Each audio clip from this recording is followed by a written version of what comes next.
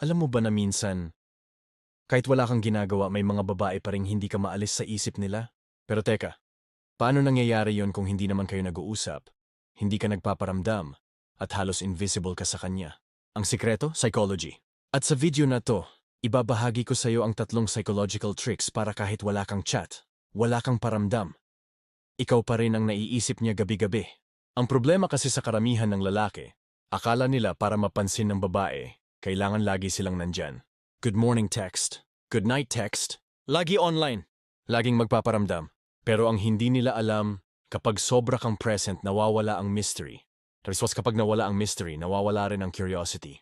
At kapag wala ng curiosity, wala ka na rin sa isip niya. Ito ang dahilan kung bakit kahit sobrang effort mo, parang hindi ka niya masyadong pinapansin.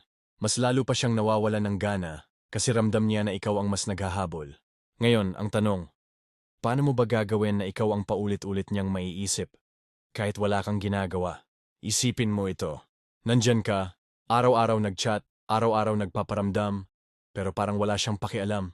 Samantalang may isang lalaking halos hindi nag-e-effort, pero siya ang hinahanap-hanap ng babae. Ang masakit, kahit hindi sila magkausap, parang nakaukit yung lalaki sa utak niya. Samantalang ikaw, na halos binigay mo na lahat ng attention, ikaw yung parang wala lang. Nakakainis, di ba? Parang unfair. Pero kung isipin mo, may science kung bakit mas naalala niya yung lalaking hindi naman masyadong nagpaparamdam.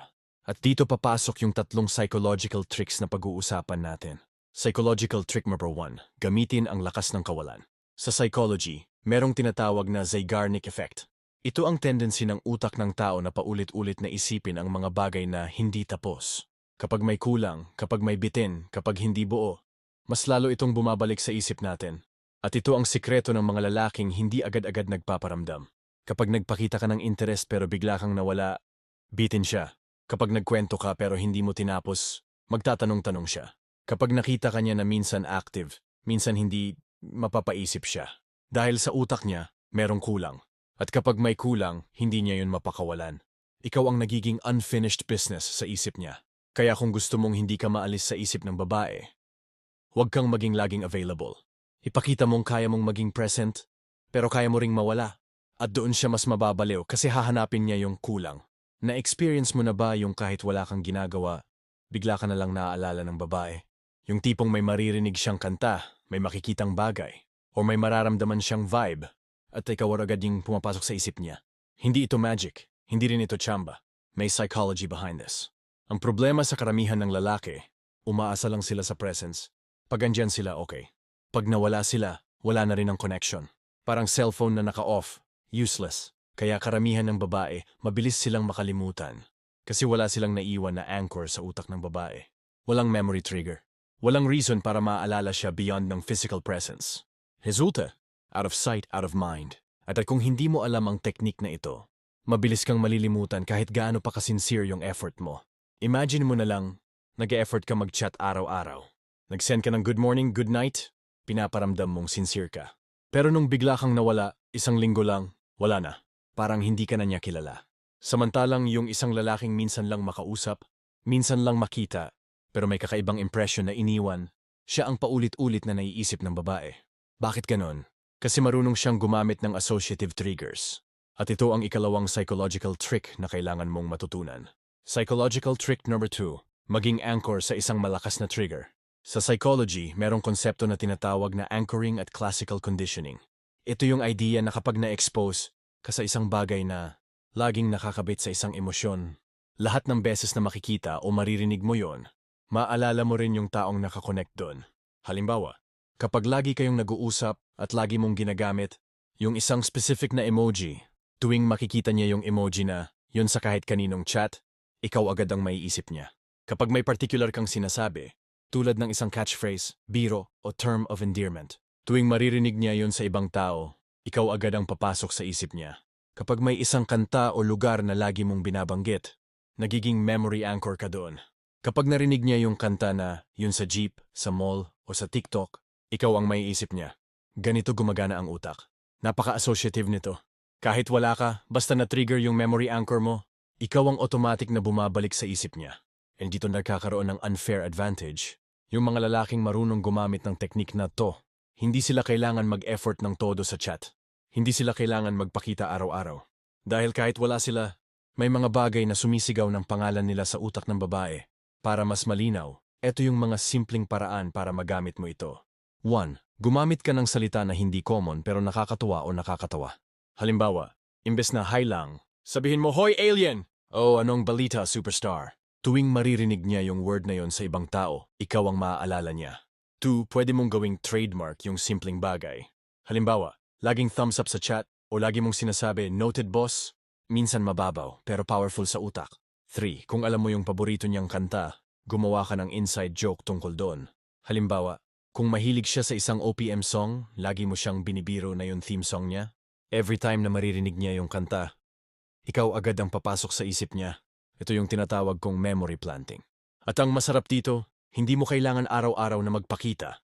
Kasi kahit wala ka, ikaw pa rin ang kasama niya sa utak niya.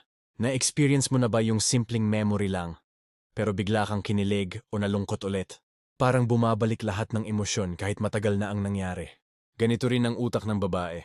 At kapag natutunan mong iwanan hindi lang memorya kundi emosyon sa kanya, kahit hindi ka magparamdam, ikaw pa rin ang dadalaw sa puso niya.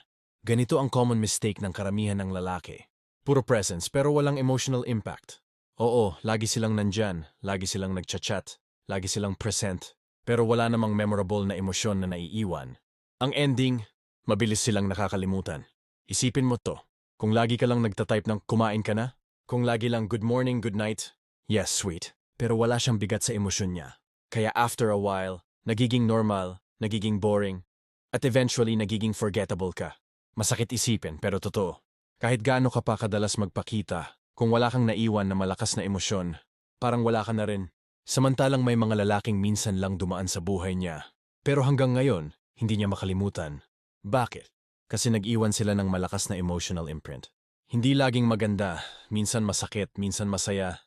Pero ang mahalaga, may bigat sa puso. And ito ang sikreto kung bakit sila hindi maalis sa isip ng babae. At kung hindi mo gagamitin ang teknik na to, malaki ang chance na kahit sobrang effort mo, mabilis ka pa rin niyang makakalimutan. Psychological trick number 3, mag-iwan ng malakas na emosyon sa kanya. Sa psychology, merong tinatawag na emotional conditioning. Ito yung tendency ng utak na i-attach ang memory sa isang specific na emosyon. At kapag malakas yung emosyon na na-experience niya habang kasama ka o kausap ka, ikaw ang nagiging carrier ng emosyon na iyon. Paano ito gumagana? Simple. Ang utak ng tao ay hindi laging nakakaalala ng detalye, pero sobrang lakas mag-imbak ng emosyon. So kahit hindi niya maalala yung exact words na sinabi mo, maalala niya yung pakiramdam. At kapag naalala niya yung pakiramdam, ikaw ang maiisip niya. Halimbawa, nagkwento ka ng isang bagay na sobrang nakaka-excite. O kaya, may ginawa kayong bagay na adventurous kahit maliit lang. Tuwing maaalala niya yung excitement na, yon, ikaw ang babalik sa isip niya. Hindi laging happy. Pwede rin minsang seryoso, minsang malambing, minsang nakakatawa. Yung emotional variety ang nagiging unique. Dahil karamihan ng lalaki, flat lang. Puro good morning, puro kumain ka na. Walang spice. Minsan simpleng tanong lang na may lalim. Kung may pagkakataon kang makausap yung younger self mo, ano kaya yung sasabihin mo sa kanya? Hindi niya ito makakalimutan kasi bihirang may magtanong ng ganito. At kapag maalala niya yung lalim ng usapan na yon, ikaw agad ang maiisip niya. Piliin mo kung ano yung unique vibe mo. Halimbawa, ikaw yung laging nakakatawa. Ikaw yung laging chill at calm. Ikaw yung nagbibigay ng safe space. Gawin mong trademark. Kasi lahat ng babae, may naaalalang lalaki base sa emosyong naiwan, hindi sa presensya lang. May kaibigan akong lalaki, si Sam. Hindi siya yung tipong gwapo, hindi rin siya madaldal. Pero tuwing may kasama siyang babae, lagi siyang nagiiwan ng malakas na emosyon. Minsan nakakatawa, minsan seryoso, minsan nakakainis pa nga. Pero ang ending, yung babae hindi siya makalimutan. Alam mo kung bakit? Kasi habang yung ibang lalaki puro good morning lang, siya yung nagbigay ng emotional roller coaster. At sa dulo, yung babae mismong nagsabi, kahit hindi tayo nag-uusap, ewan ko ba, ikaw pa rin ang naiisip ko. At yan ang power ng emotional imprint. Imagine mo isang babae ang nakaupo sa kwarto niya, scroll ng scroll sa phone. Biglang may lumabas na kanta, may nakita siyang meme, o naalala lang yung huling usapan nyo. It's boom, ikaw agad ang pumapasok sa isip niya. Hindi dahil lagi kang nag-chat, hindi dahil lagi kang present, kundi dahil marunong kang gumamit ng psychology para maging unforgettable. Ang problema ng karamihan ng lalaki, kalat-kalat ang approach nila. Minsan ghosting, minsan overchat, minsan effort, minsan wala. Walang consistency. Kaya kahit alam nila yung mga techniques, hindi nila alam kung paano pagsasabay-sabayin. Ang resulta? Either nawawala yung mystery kasi sobra kang present, o nawawala yung connection kasi sobrang wala ka rin. O kaya, minsan naiisip ka pero hindi malakas yung emosyon para maalala ka ng matagal. At dahil walang sistema, madali silang nakakalimutan ng babae. Masakit isipin, pero totoo. Pwede kang maging super sweet, super present, super mabait. Pero kung mali ang timing at walang strategy, hindi ka magiging unforgettable. Samantalang yung isang lalaking marunong maglaro ng presence at absence, marunong magtanim ng memory triggers, at marunong mag-iwan ng emosyon. Kahit hindi siya perpekto, kahit hindi siya gwapo, siya yung paulit-ulit na naiisip ng babae. So ang tanong, gusto mo bang ikaw yung lalaking madaling kalimutan? O gusto mong ikaw yung tipong kahit wala, ikaw pa rin ang nasa isip niya? Ngayon, ito na yung 3-in-1 formula na pwede mong sundan step by step. Step 1, gamitin ang power of absence, mystery. Huwag kang maging laging available. Magparamdam ka pero huwag sobra. Ipakita mong may sarili kang mundo, goals at buhay. Ang absence mo ang magbibigay ng bitin sa isip niya. Step 2, magtanim ng memory anchors. Gumamit ng unique expression, signature emoji, o inside joke. Mag-connect sa kanta, lugar, o bagay na madaling maalala. Ito yung magtutulak sa kanya na maalala ka kahit wala ka. Parang invisible thread na nakakabit sa isip niya. Step 3, mag-iwan ng emotional imprint. Kapag magkausap kayo, huwag flat. Magbigay ng variety. Minsan nakakatawa, minsan malalim, minsan playful. Gumawa ng mga moments na may impact. Kahit maliit, basta may bigat. Tandaan, hindi niya maalala lahat ng sinabi mo. Pero maalala niya yung feeling habang kasama ka. Step 4, pagsamahin lahat, the cycle. Magpakita ng konting interest, magtanim ng anchor, catchphrase, inside joke. Mag-iwan ng emosyon, tawa, excitement, kilig. Biglang maglaho ng kaunti. Ulitin mo yung cycle. Kada ulit, mas lalo kang nagiging malalim sa isip niya. Ito yung parang push and pull na hindi nakakainis, kundi nakakabighani. Hindi siya naboboring kasi may mystery.